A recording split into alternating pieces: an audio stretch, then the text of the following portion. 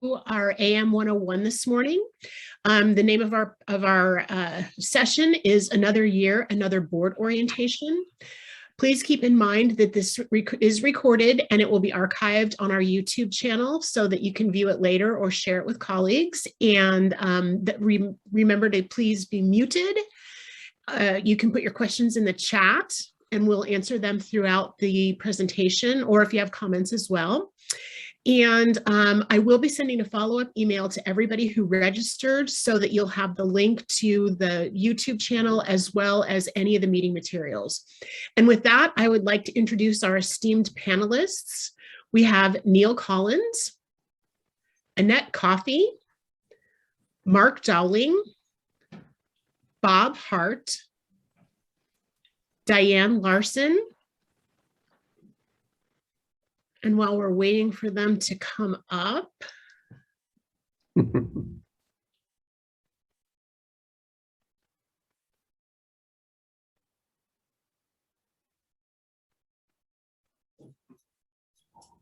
perfect. And with that, I would like to introduce our moderator, our very own Emily Horn. Emily, it's all you. Awesome. Thanks, Peggy. And thank you to our panelists for being here and letting us put you in the hot seat and share all of your tips and tricks for a really good board orientation. Though some of you may or may not have currently have a board of directors orientation program in place where you have a deliberate either meeting or session or retreat for your board of directors in anticipation of the following year. But so I just want to mention the overall purpose of the board orientation is generally to get everyone singing from the same song sheet and making sure that your board of directors really understand not only their fiduciary duty and all of the more dry parts, but very important parts of the job, but also where the organization's going and how to make sure that they're on board with the mission of the organization and the strategies for the coming year. So I can't tell you how much I believe in board of directors orientations, and to make it the most effective, it does take a lot of thought and sometimes creativity to make it interesting and engaging and fulfilling for everyone involved. So that's what I'm excited to hear from everyone today about. So I'm just going to get right to it. Neil, you're in the corner of my screen. Can you tell us a little bit about what you currently do for your board of directors orientation? Yeah, so each year is a little different, but we cover basically the same information. I say it's a little different because we get our president involved.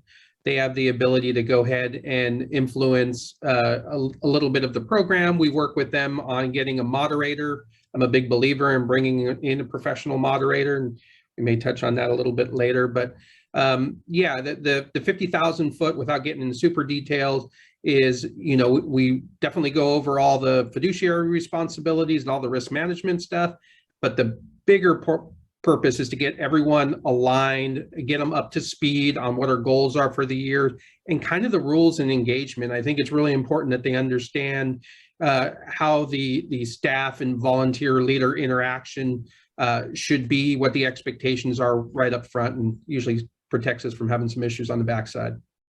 Nice. And who exactly do you involve in your orientation? Yeah, so we may be a little different here. So we do have our committee chairs come. So we do the first half of the day is kind of a broad brush, and then the second half of the day, generally after lunch, we focus specifically on the board and their goals. But we'll also invite our diversity groups as well. Knowing that they don't typically have the resources. Most of them are 100% volunteer run. So, whether that's, VNARP or NORA or ARIA, we have them in the room as well. It also kind of helps unite them, under, what we're trying to do, and just let them know that we're here to support them. So that's been really effective. And we try to get them involved also in leadership development. So this is kind of the first step. I love that. I haven't heard of that approach, and I think it's a really important thing to think about. Is it, when you say you involve them, is it just those chapter kind of leadership representatives from the various chapters within your geographical area? Yeah, we invite the officers to come and sit in on that. Again, they typically don't have the resources to do something similar. So this is, it's a way for us to provide some value to them at really no extra expense to us other than a few more bagels or something like that. Right. Bagels, donuts, as my kids call donuts, candy bagels. Isn't that a good representation of what a donut is? That never hurts, right? So did I find out it's your birthday today, Neil? You did. You can thank your friend Carla for that. Thank you, Carla. I'm big on birthdays. Neil, I know there's nothing you'd want to do more than this panel on your birthday. So no, happy birthday. Happy birthday. Thank you. Annette, can you share a little bit, and I won't have everyone do this, but I just want to get kind of a flavor for different types of orientations and how they could look. Do you do something slightly different, and what does yours look like? It's very similar to Neil's, besides inviting in the different chapters. I think that's a great idea, something maybe we'll look at in the future, but we have two separate orientations. Committee chairs are invited to the board of directors orientation, but ours is done the first meeting of the board of directors meeting. So we bring them in early, we have breakfast, as long as you feed them, they come, and we do about an hour and a half with our legal counsel, and we go over very similar to Neil's program, where you go over your fiduciary duties, the staff's role, proper and improper behaviors, that type of thing. So ours is slightly different, but we do have a full, very different on the committee side, but the committee chairs are invited to ours, but they're really just observing at that session. They're not engaging as much. I will talk about that one in a different topic. Great. So Neil and Annette, you have pretty large, I would say, orientations in terms of inviting kind of a broad spectrum of leadership representatives. Anyone else do something pretty different than what we've just described? Just Mark, Diane, Bob, do you want to jump in? We do a totally separate orientation for our committee chairs. I'll be doing that either late November, early December. So they'll be able to start the year running their committees right in January. And then our board meeting, we meet the first Tuesday of the month. So the first Tuesday of January is typically like the first day back to work. And we just start right off with, here's your orientation. And let's talk with you about what your job is, how to do it, etc. So I've got a formal presentation. I do it personally. I don't bring in a moderator. And I've taken a lot of stuff from Bob Harris, obviously, and things like that. And then just put together a nice slide deck that I just constantly upgrade and add to it. And so I've got a pretty robust presentation that I do for them every year. Great. And I know maybe you're willing to share in a little bit a few slides of what that looks like. And Bob even said he would share the 40-something deck with everyone, and we can send that out, which I really appreciate. I know templates are key for everyone to not reinvent the wheel. Diane, what does yours look like? Anything you want to add that's different than what your colleagues have already shared? No, pretty much the same. We do separate with our committee chairs, but it's the first meeting of the year. We're small, we're about 550 members, so we kind of keep it relaxed. Probably the biggest thing we do, besides all of the other, the fiduciary and the expectations, is usually have someone on the board that's been around a while. So they put a lot of perspective, and the history. And we have everybody introduce themselves and explain how they got into real estate. And I think it kind of relaxes them, and you get to know them, and they're kind of more open to asking questions and things like that. So there's a connection that kind of occurs. Exactly. And, because pretty much everybody knows everybody in this small of an area. But that kind of gives background, and I think it helps going forward. If somebody's like maybe has some accounting background or something, then it helps. So yeah, right.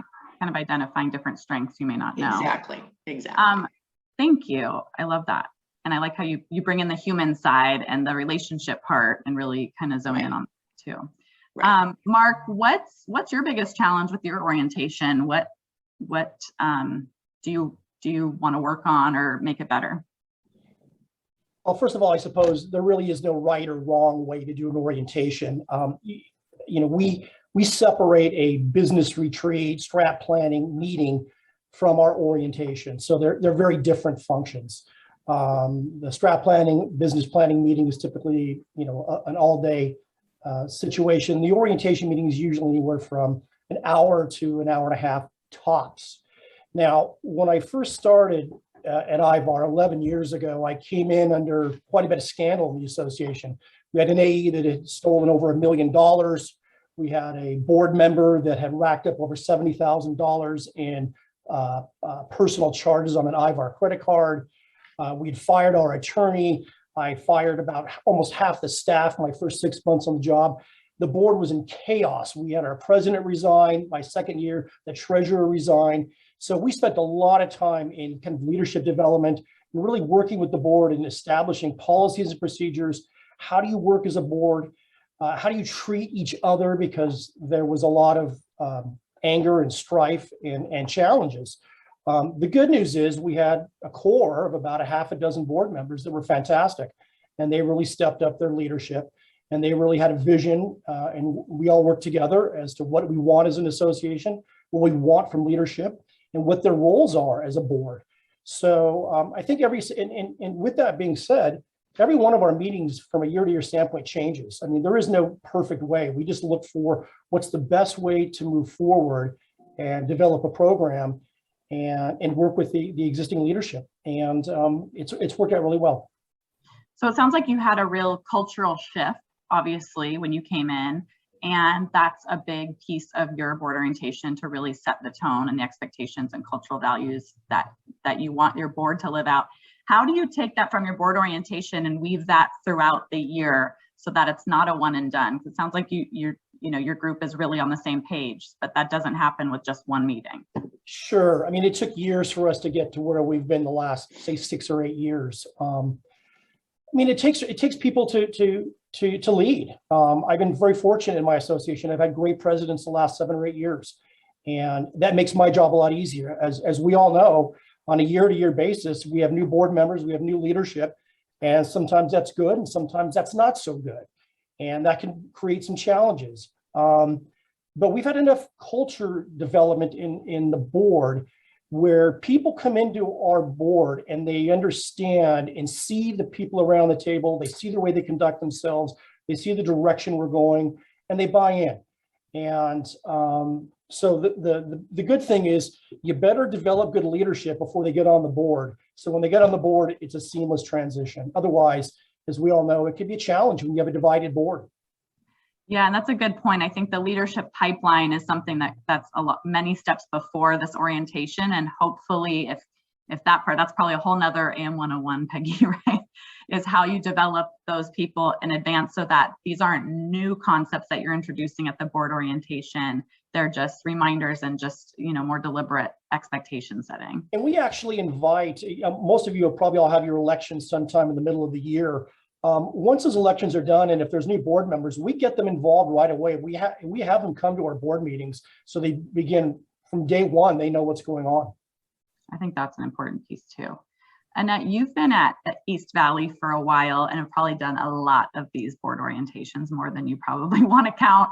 How do you keep it fresh? And I know Sharon Kerrigan asked a really good question. It's like, how do you keep it fresh so that the people who have maybe been on the board a long time or a very long time still feel engaged and just like, yeah, have a fresh feel to it? It's difficult because for me, a lot of times it's never going to feel fresh because I've heard it for 20 years. So it's difficult, but if you bring your president in and have their personality kind of tweak and help with that orientation, I think that adds a little bit of a spark and a little bit of change to what standard orientation would be, because I think all of us, we all have to go through what our governing documents, your role as a director, your fiduciary duty, and we all have to touch on those things. But when we do our board orientation, it's more of a similar to Mark. It's like and Neil, an hour and a half max. But the other orientation we do for our committee chairs is more of a team building, more of a engagement type of an atmosphere than the orientation. Orientation is a lot of legal stuff, a lot of, these are the things you have to hit: antitrust, conflict of interest. I mean, you got to hit all those things, the staff role and how not to cross that line and all those things, right? Because sometimes the new director comes in and they think they have all this power, and you need to explain to them that you're a team, and you do have power as a team, but you don't have power as an individual. And so sometimes that's difficult. So I don't know if I really have a great idea to make that fresh. Besides, make sure you bring your president's personality into it. It's the team building one. I think you can do a lot with that one. I love that. And I think it's really important to be intentional about what each program is like that. Like you said, the committee chair one is more team building and probably has a lot more room for innovation and creativity than, and some of it, it may be painful, but we still have to hear it. It's really important. And remember, it's new to a lot of them. It's not new to you. You've been hearing it every year, but it's new to a lot of them. So their experience is, and I always learn something new every time there's something, a little bit of a tweak in there, but yeah, it's new to them. We've had Bob Harris do our C.A.R. symposium orientation, so to speak, for, I don't know, 16, 17 years. And AEs who have seen it, and even some returning presidents who have seen it him multiple times, say, oh my gosh, this was the best I ever saw him. And it's really the same information, but depends on where you're kind of at in your work environment and your journey, that you hear different things differently and take it in. So I agree, repetition really does work. Anyone else want to share something creative that they do to do that freshen up kind of piece of their board orientation? I don't have anything creative, but I think that I kind of tailor it depending how many new folks are on the board. If you have like one new person, then you can kind of maybe not hit so hard on some of the more mundane things and work, like you say, more on the team and ideas going forward. I think that's important to kind of know your audience and be willing to adjust accordingly, because I know that we're really good. Again, I love templates, but just using the same one every year to year for a different audience isn't really as effective. So I love that you give that so much thought. Neil, did you have something to add? Yeah, so like I said, we have our president kind of add their own flavor, and one year we had a president who is very social, belly to belly, relationship based, and so we took a bus ride offsite. On the bus, we were doing a lot of the same introduction kind of exercises Dan was doing. We had a set of questions that everyone had to answer, and then we went offsite to a winery. We did our orientation there. We brought in an inspirational speaker for that one, which was a little bit different. So the nuts and bolts in the core is pretty much the same. Several years ago, there was a greater focus on harassment, and now we're kind of focusing more on diversity and bias, and so it kind of does morph over the years, and the Bob Harris portion, if you will, I think is getting tighter and tighter, and the things that we're adding are more relevant to the immediate time. Where we are on the strategic plan, what are our strategic initiatives, how the committees are going to achieve those. And we also include our senior staff. So our staff liaisons are always in the room.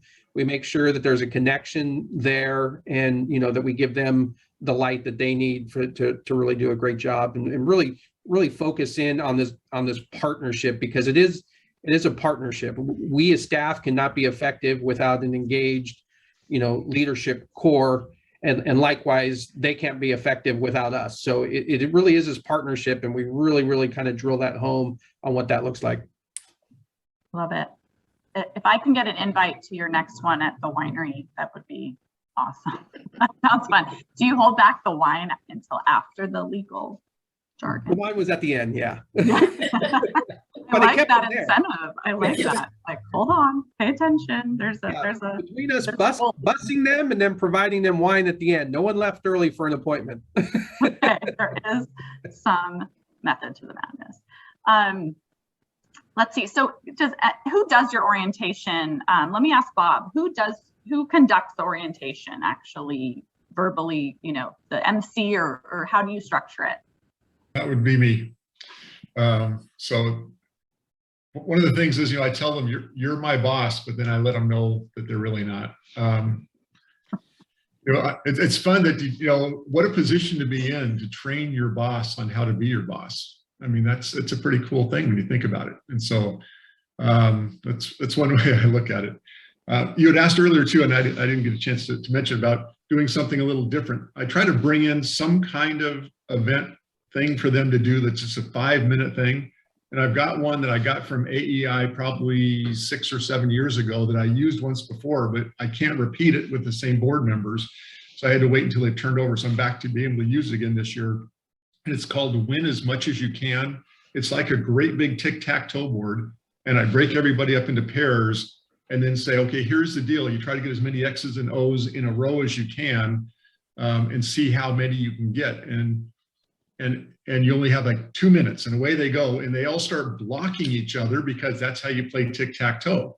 But the way you win as much as you can is you let X just write as many X's and O write as many O's. And that's how you win as much as you can. And like only one group out of the 7 groups, if I have 14 board members, will come up with that.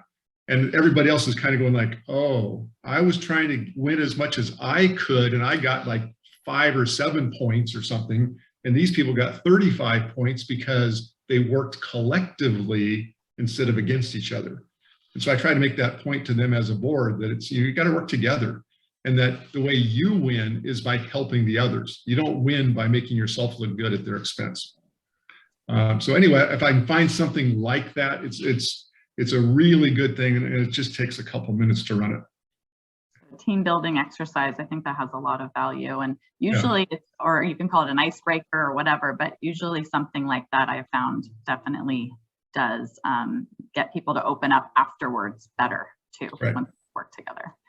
Let's talk about a little bit more of the logistics, because I think especially those who are attending who have never done one want to know like the who, what, when, where, why. So Diane, would you mind sharing kind of when your orientation takes place, who conducts it, how long it is, do you have handouts, do you do binders, that kind of thing? Ours is the first meeting of the year in January, about hour and a half. Keep it pretty simple. I do not do handouts like Bob. I do have a PowerPoint. It's I base it on the NAR leadership orientation PowerPoint, and which is excellent because it's very simple, but it highlights all the important items that we should cover. And then of course you can customize it for what we want. I'd given up binders years ago. I put so much effort into binders and found out that it wasn't opened ever. And I even had board members say, well, you know, if I have a question, I ask you. So it seemed like it was kind of a waste. So what I do though is put all the governing documents on the past word protected part of our website. And then that way, you know, and let them know that in the orientation, of course, and if they need to reference it. I do give them a copy or of the orientation for their, you know, their references that I have made, you know, more customized notes for. So it works fairly well. I'm assuming most of you are probably doing digital. Also, anyone still doing binders, finding that paper works best? I mean, basics, Annette? I do a president and a president-elect binder only. So when it comes to the full orientation, obviously it's just those two, but they get it very early. President-elect gets their binder first part of their year when they first start, and it goes through everything. It has the calendar, it has their calendar for the next year. If I have dates, those types of things. It goes through the annual budget. It just allows them to have everything in one place, but they also give it to them in a thumb drive. So they have it electronically. So everybody's different on what they like, but they do enjoy having that. And then there's in the president's manual or the president-elect manual, each year the president writes, it could be just good luck, but they write something to that next president and they hand that down. So it's a building up of letters from different presidents, and it goes to the next president each year. So it's kind of and maybe this is what I experienced through the year, be careful of this or whatever it might be, but they can write whatever they want. I do review it. If they do something you can't put in there, we'll let them know, but it's just a way of welcoming them to this president role, right? I love that. It's like handing the baton to them and creating that connection and continuity. That's a really cool tradition. Do you have a copy of all those letters? Do you keep the letters from year to year? I have a copy. This is very, very new. So the letters we only have like 4 or 5. Okay. I think that'd be such a fun tradition and then see through the years, kind of, you see all the pain points, you know, perhaps, and the trials and tribulations that the association went through. That's such a cool tradition. I love that. So Neil, can you tell us a little bit about your logistics, or I don't know if you wanted to share something else that we were talking about. Yeah, so you know, we've done the binder, we've done the USB, we've done you know, we also have a place on our, well, actually we're a Google house, so we use Google Drive to store all of our docs on it. But what we have gone through, we did last year is like we created a leadership guide. So it's actually a nice professionally printed guide that's fairly lightweight, easy for them to carry around. And it's also something that is given to them in a digital fashion. Can I screen share real quick? Sure, please. We like show and tells. Show and tell. So, you know, you can see the table of contents, and so we have other things in here. It's you know, the contacts, the strategic direction. It's a little bit about the backstory and the narrative of where the association's been and where it's headed, you know, membership outlook moving forward and so forth. I do a little letter in there. You know, we put our expectations in here. Various things are responsible. A quick little cheat guide on how to make a motion. Just some follow-ups on what happened. So we don't actually give them the entire slide deck. I mean, they have the slide deck from the leadership presentation, but this is really more of kind of your cliff notes on the entire organization. Here's a little bit of background of who we are. And so we found this as being a lot more effective on telling our story and preparing our leadership for the year. And it's a quick reference guide just to give them a deep dive of the organization as a whole. So that's something that we've just added in. And of course, inspiration, you know, came from Bob Harris and several other AEs had something similar nationally that we kind of took little bits and pieces of, but very happy with how it's turned out. And actually, it's a little easier to do it this way once we have the template in place than it is to do the old binder thing. I remember how much time we used to spend on the binders, stuffing those suckers. A lot of printing and taking from all these other places where it sounds like you've consolidated. That's a beautiful, beautiful takeaway for them. Would you be willing to share that with everyone? Is that something? I think so. I'm going to take a read, just make sure that there's nothing that's, you know, secretive about the association, but I think everything's fine. So most likely. Put you on the spot. You can think about that, or even just the first couple pages. I think just that table of contents really says a lot as to what is in the content within. Would probably be a huge help to attendees. Let's see. I'm just getting a couple questions. So does anyone only include new officers and directors versus the entire board? Is there anyone that just does it for newbies? No. I think I mean, Mark, why don't you tell me about why you think it's so important to include the whole board? Well, I mean, each board is a unique group of people. Now, that doesn't mean that all of them are new. Obviously, a lot of them carry over. But I think it's important. There's kind of two main functions with our board orientation, which is one is the kind of legal, technical governance issues, which is all the Bob Harris stuff, which is great. And the second issue we focus on is how do we work together as a group? How do we handle meetings? Now, I mean, clearly we all use Robert's Rules of Order, but for the most part, our meetings are fairly informal. I mean, we use Robert's rules. There's a motion, there's a second, there's discussion, but we don't spend a lot of time. And as all of you know, I mean, the parliamentarian, I mean, Robert's rules is what, 500 pages? It's crazy. I mean, you could go nuts if you really try to use that in its entirety.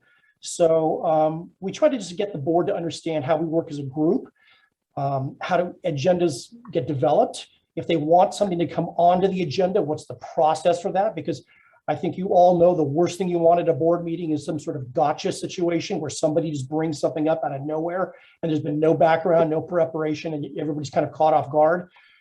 We hate that, and we tell board members, let's avoid that if possible. and there's a process and how to do that. So, you know, in addition to the technical stuff, it's just how do you work together?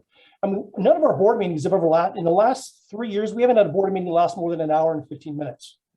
None. Good sign. That's a good sign. Things are going smoothly Yeah. in those meetings. Who conducts your orientation, Mark? So I do all the technical stuff relative to the, you know, duty of care, duty of loyalty, duty of obedience, all that stuff, antitrust issues. And then I work with the president, and the president handles a lot of the, you know, how do we work as a group? How do we work as a board issue? Does anyone else bring in external speakers like your association attorney, your CPA, for instance? Anyone else? Annette, and can you tell us We a bring little in bit the about attorney who does a lot. What Bob does, we usually have our legal counsel do that. I will participate in a small dose, but I really think it's important to hear it from legal counsel on a lot of the, especially on the board orientation, when it comes again to that other committee chair, very different animals. So board orientation, legal counsel comes in, CPA comes in, talks about where we're at, that type of thing. And then sometimes insurance, we do bring in our insurance agent as well to talk about some of the insurance coverage. I like that because I think insurance coverage, although it's also a very dry topic, it's important that the board understands what those coverages mean on a very high level. I found that that's really, really helpful too in my experience. Anyone else bring any external speakers in? Neil, is yours pretty similar in terms of what Annette just mentioned? Actually, I took some notes, but we haven't had our attorney there, but we have had someone representing HR, again, typically around harassment and focused in on the relationship of, you know, leaders working with other leaders and working with staff and so forth. So probably HR is all we've brought in to this point. I think that's a really important piece, right? I think there's the one thing that I experienced as an AE, and I also hear a lot, excuse me, from AEs is just some years there are leadership who are kind of swerving into the management side of the lane versus the governance, and like everyone staying within their lanes and working collaboratively is so important, and it's one of the hardest things to manage. So I know, Bob, you said you do your own orientation. How do you address that piece? Because it's coming from you, right? And have you ever had to bring in someone else? Because I think sometimes an external voice or authority it speaks to them a little bit differently. You know, I've been so fortunate over the years to have really good boards and really good staff that I just haven't had issues. But I also have very clear direction that although I work for the board, the other staff members do not. And I make sure my staff fully understands that too. And one of the first questions I want my staff to ask if a committee chair or somebody from the board comes in and says, I need you to do such and such. The first question my staff has to ask them is, have you run this by Bob?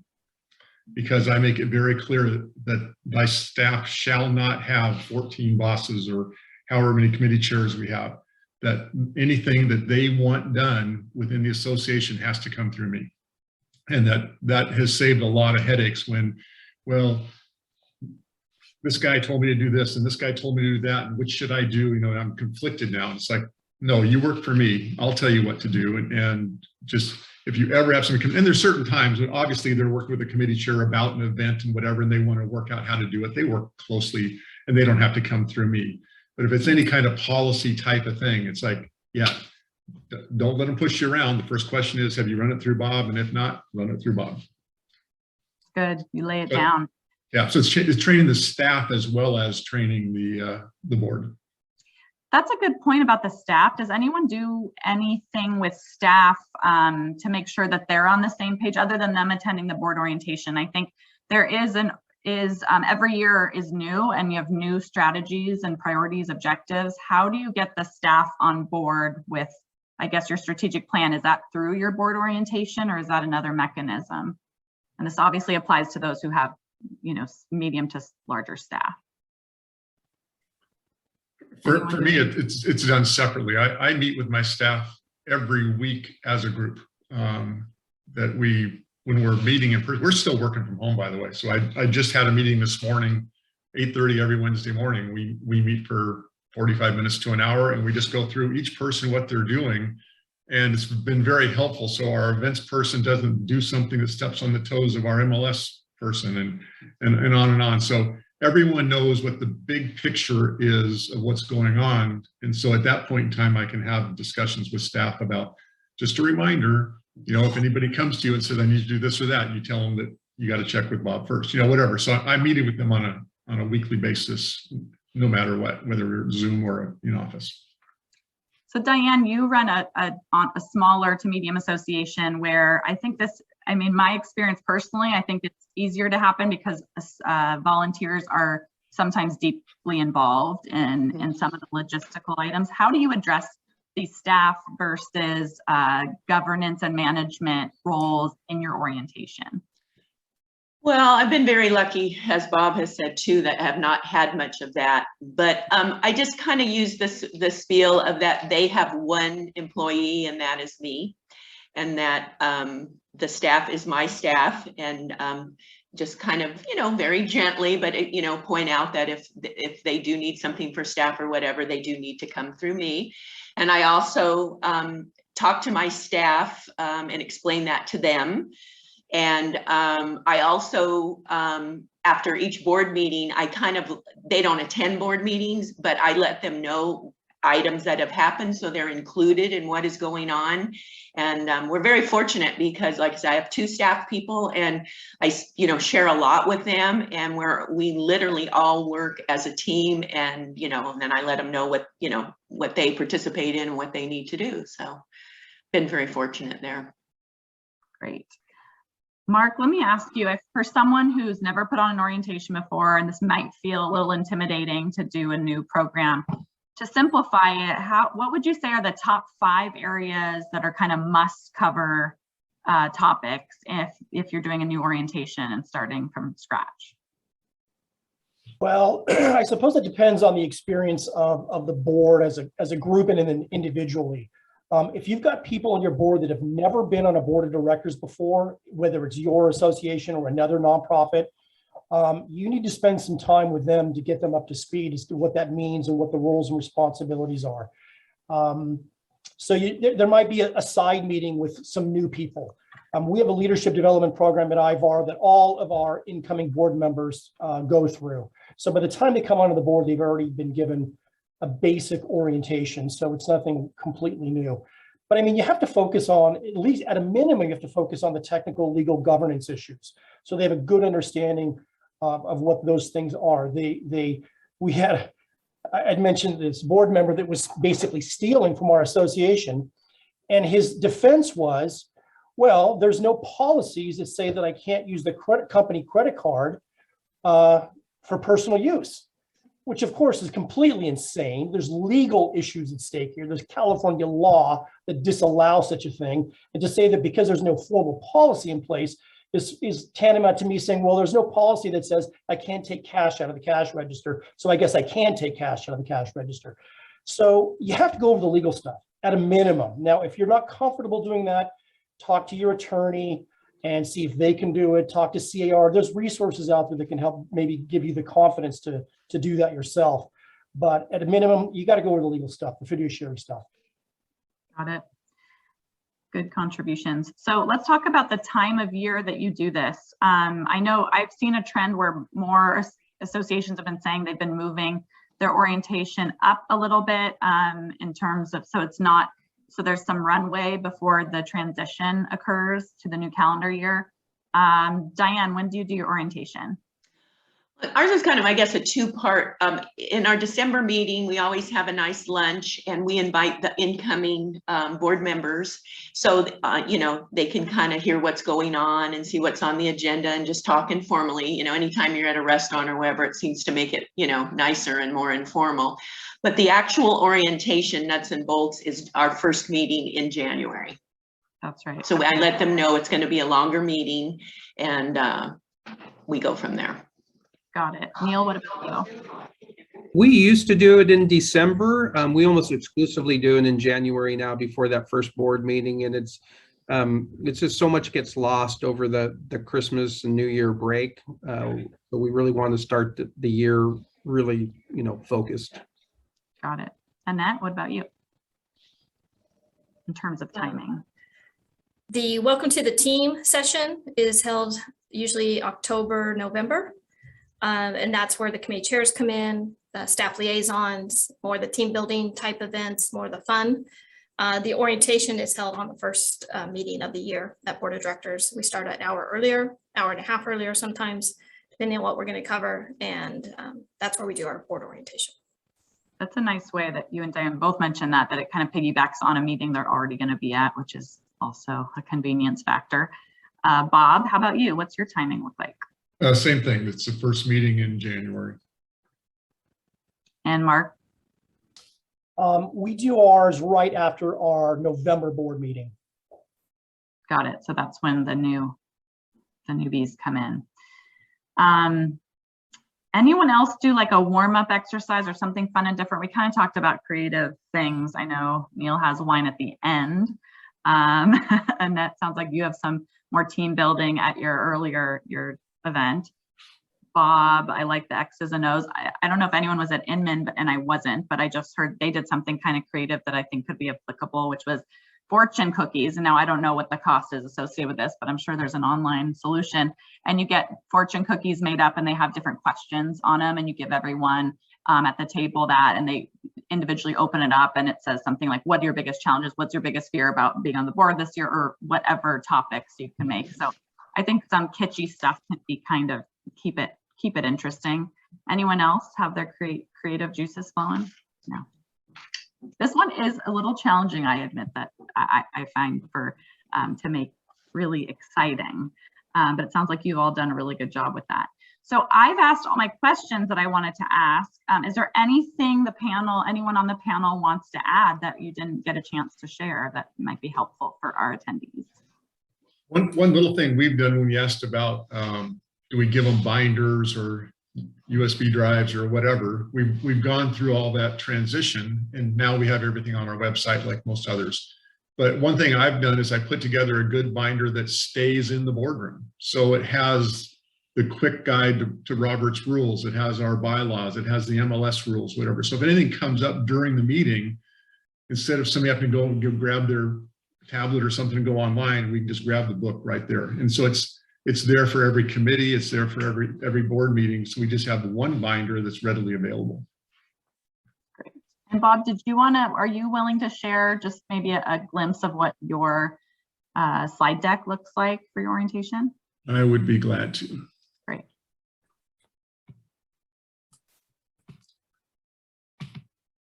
So let me get this slideshow. Okay, I think you can see it there. Okay. So it starts off, we were talking about, it's all about the members, and I give them some ground rules about think long-term and whatever.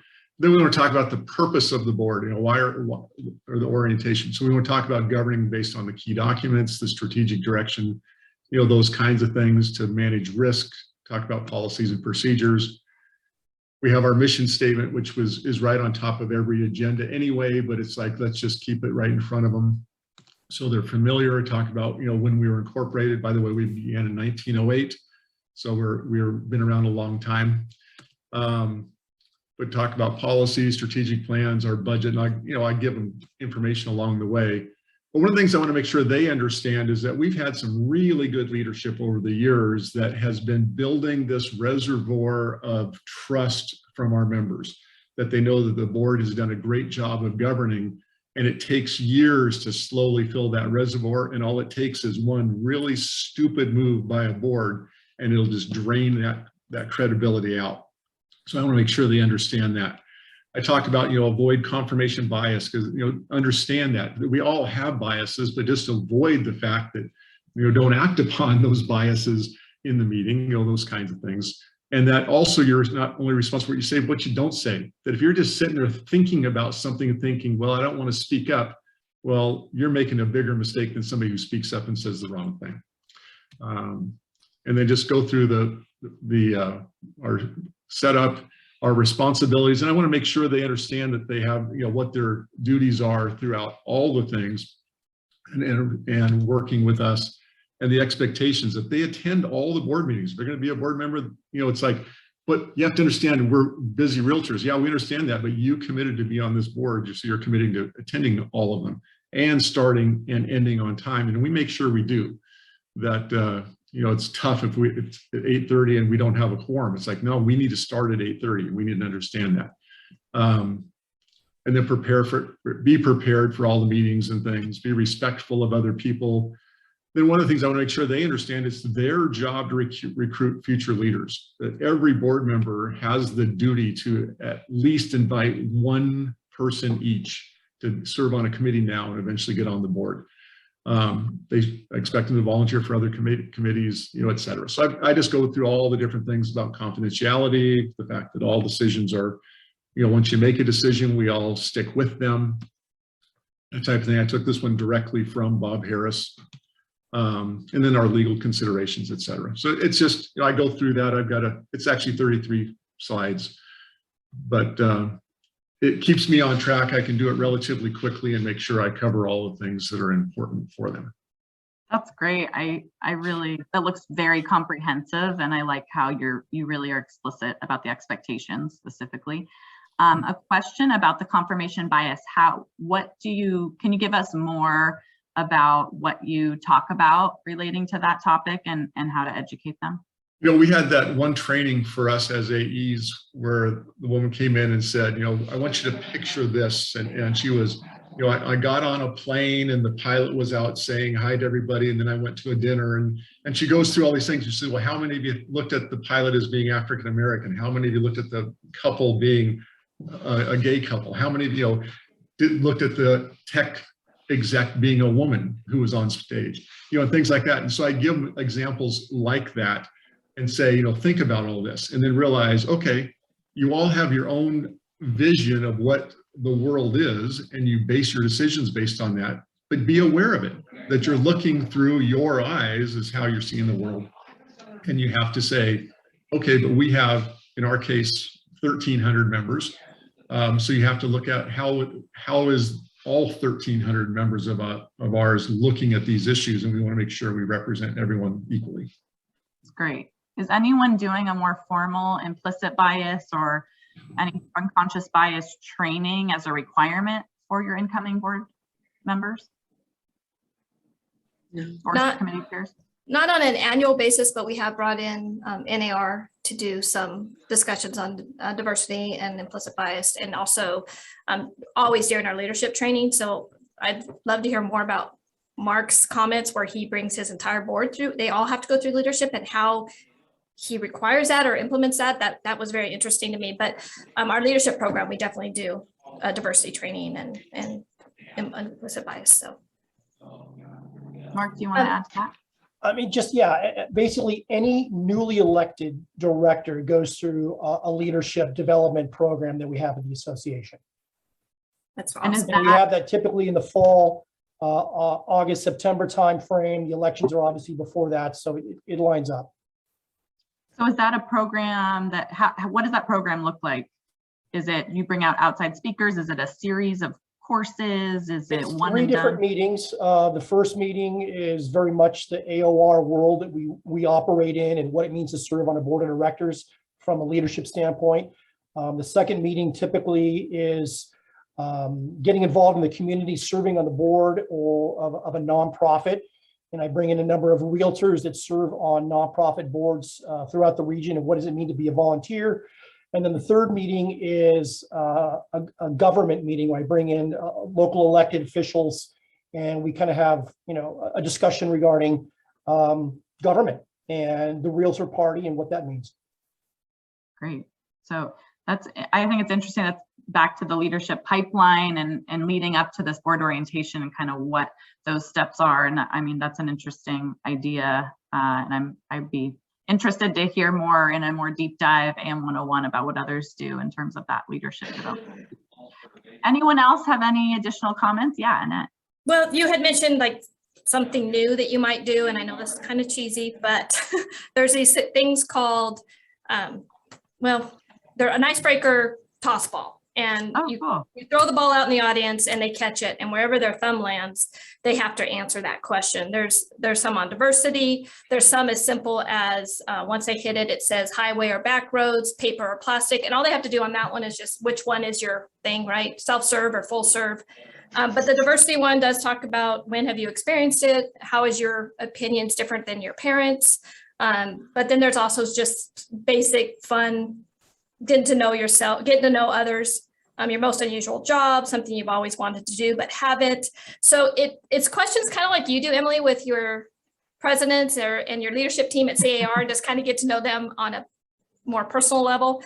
This is kind of fun, and it's a way to do it. But there's 8 different types of categories that you can use, but they're fun. You can throw them in the audience, and once you catch it, then you get to choose who you throw it to. I love that. What is it called again? Where do you get those? I don't know. I found these a long time ago. They're called thumb balls. Thumb balls. Thumb balls. I think that's a really fun, and I know some of these do feel cheesy, but in practice, I think it loosens people up. Even if they kind of groan at first, they do get into it, and it does open you up. It, makes people talk. It's like you go from a silent room to people who are chatting and laughing, and then you get into the real nitty gritty and they're more engaged. So I love that. Yeah, we use this for board directors, our first board directors meeting. We use it for our orientations, even our new member orientations. And we also use it in leadership training. So for our first training session, just kind of, it's an icebreaker. It does get them talking and laughing. That's great. And I like how there's some levity. It comes in a big bag like this. There's all kinds of them. Oh, you're set. There's a bunch of them. That's a really cool idea. I've never seen that before. Very fun. Well, I just want to say again, thank you to all the panelists. I love the diversity of ideas and approaches. I mean, there's a lot of similarities as well, but I think everyone has their own special approach. So thanks for sharing that today. And thank you, Peggy, of course, for putting this on. And I am going to hand it back to you. Thank you, Emily, and thanks so much to the panel. I have always said that AEs learn more from each other than any other source, and so these panels have been really great. I appreciate all of your candor and just willingness to share. And for everybody who attended, don't forget you'll be getting a follow-up email from me tomorrow with a link to the YouTube and any of the promised meeting materials. So thanks everybody for coming.